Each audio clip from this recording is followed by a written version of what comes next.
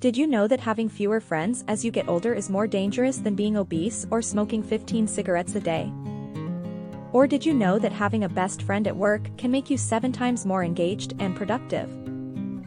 It would be nice to be surrounded by colleagues and customers that you can call your friends rather than being surrounded by a group of people who are always talking behind your back and finding ways to sabotage your success. Well, luckily, all the tools you need to build solid friendships, strengthen your network, and make people eager to help you throughout your career can be found in an 80-year-old book called How to Win Friends and Influence People. The principles in this book are as applicable today as they were when the book was published in 1936. The book has served as a guide to many trying to navigate complex human relations in the business world, and it will surely teach you how to master the fine art of social interactions to maximize the quality of your personal and professional relationships. So without further ado, here are the main lessons and takeaways from Dale Carnegie's How to Win Friends and Influence People. Lesson 1. You can't win an argument. Dale has been involved in and observed thousands of arguments. He came to the conclusion that to get the best of an argument, avoid it altogether. Even if you win an argument, you lose. Well, because you've made the other person feel inferior and hurt their sense of pride. Ask yourself, is it really worth your time and energy trying to win an argument when it will give you nothing but a temporary sense of victory, in exchange for making the other person feel like crap? Lesson 2. Show respect for the other person's opinions, don't tell them that they're wrong. David is a woodchopper. James is a builder. David is experienced in oak wood and James in pine wood. One day, James ordered some oak wood from David. Upon inspecting the oak wood, James was frustrated with its poor quality and wasn't willing to pay for it. But David noticed his quality inspection was too strict and was misinterpreting how to assess the quality of oak wood. He knew James was wrong.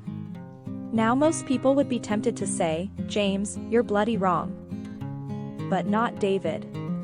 Instead, he began asking questions as to why the oak wood was not of high quality.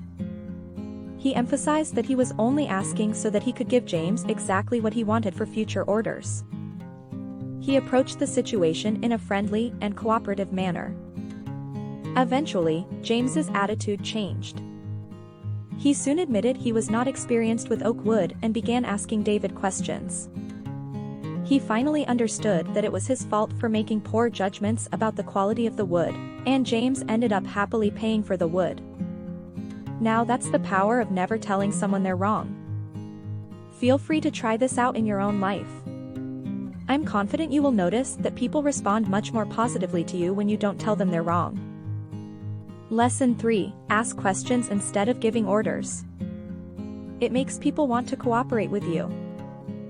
If you want your roommate to help you do the dishes, you will likely get a more positive response if you say, "Hey, Clark, could you please give me a hand with the dishes?" Instead of, "Hey, Clark, do the dishes with me now." Framing your request as a question rather than a demand makes Clark feel like he has a choice and therefore will be more responsive to your requests. Lesson 4. Remember names. Andrew Carnegie, one of the richest men in history, understood the importance of names. As a child, he had a nest of pet rabbits but no food to feed them. He told the boys in the neighborhood that if they would go out and get enough dandelions to feed the rabbits, he would name the bunnies in their honor. The plan worked. He used the same principle in business. A man named Pullman and himself were fighting against each other trying to get the sleeping car business to work. During a meeting one evening, Andrew suggested that they merge companies and work together. Pullman listened intently and then asked, "What would you call the new company?" Andrew responded, "The Pullman Palace Car Company, of course." Pullman's face brightened and he said, "Come into my room, let's talk it over."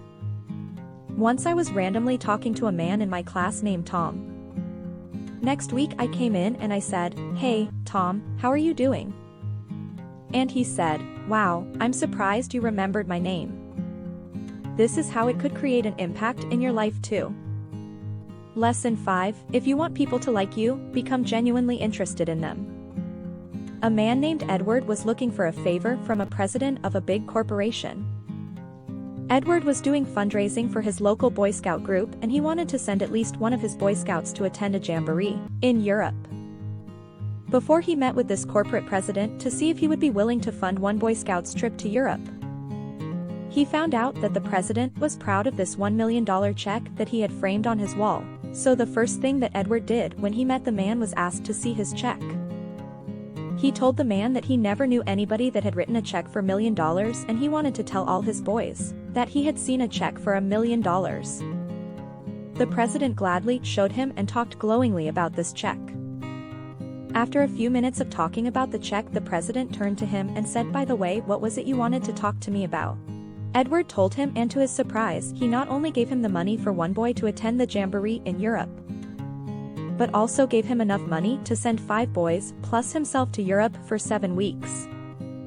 In the book, Edward says, "I know if I hadn't found out what he was interested in and got him warmed up first, I wouldn't have found him. 1/10 is easy to approach." If you want to win friends and influence people, start by taking a genuine interest in others.